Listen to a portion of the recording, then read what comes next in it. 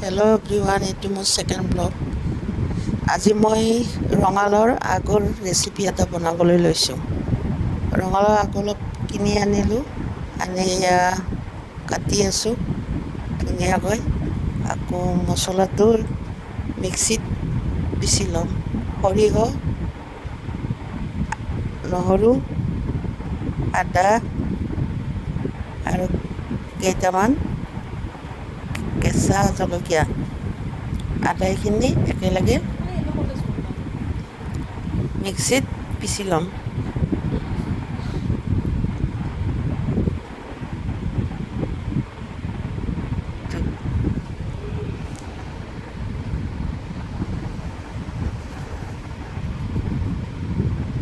পানী অকণ দিলোঁ, লগত জিৰা ধনিয়া গুড়ি একেলগে দি দিছোঁ।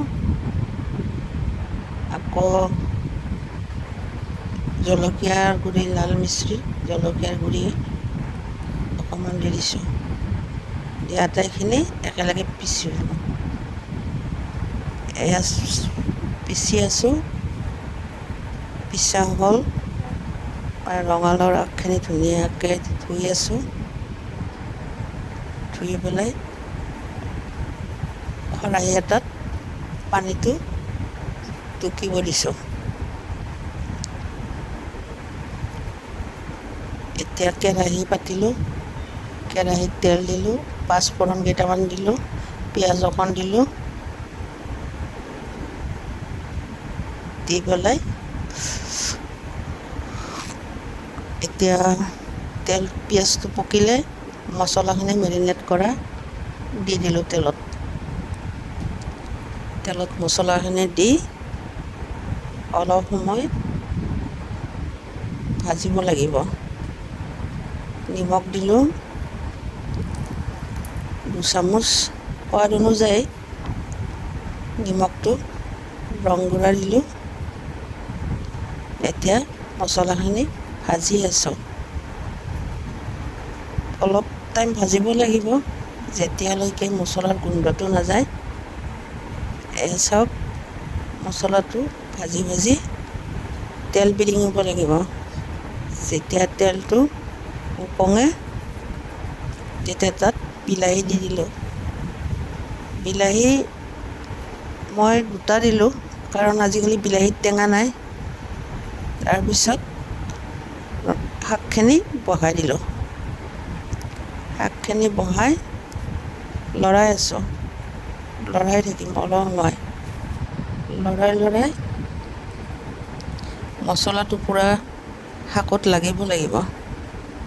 এয়া চাওক, মই এতিয়া লৰাই আছোঁ। শাকখিনিৰ লগত ধুনীয়াকৈ লাগি গৈ আছে। এয়া মছলাৰ গোন্ধটোও যাব আৰু শাকখিনি। তাৰপিছত ঢাকি দিলোঁ, আকৌ ঢাকনিখন খুলি পেলাই আকৌ এবাৰ লৰাই দিলোঁ। আৰু লাগি যাব পাৰে ন মছলাটো। এয়া আকৌ ঢাকি দিছোঁ, ঢাকি দি আকৌ লৰাই দিছোঁ। এয়া চাওক, এতিয়া পানী কিমান ধুনীয়াকৈ পানী ওলাই গ'ল ৰঙালাওৰ পৰা। শাকখিনিৰ পৰা পানী ওলাই গৈছে। ধুনীয়া কালাৰ এটাও হৈছে, চেণ্টটোও ধুনীয়া হৈছে। সেয়া চাওক আপোনালোকে। এতিয়া মিক্সিটোৰ বাতিটো ধুই পানী অকণ দিব লাগিব, কাৰণ সিজিব লাগিব যে। ঠাৰিবিলাক মানে সিমান কোমলীয়া নাছিলে, কিনি অনা বস্তু, অলপ টান হৈছিলে। সেইকাৰণে পানী অকণ বেছিকৈ দিব লাগিব। পানী দি ঢাকনিখন আকৌ লগাব লাগিব। পানী দিলোঁ, মই অলপ সৰহকৈ দিছোঁ সিদ্ধ হোৱাৰ কাৰণে।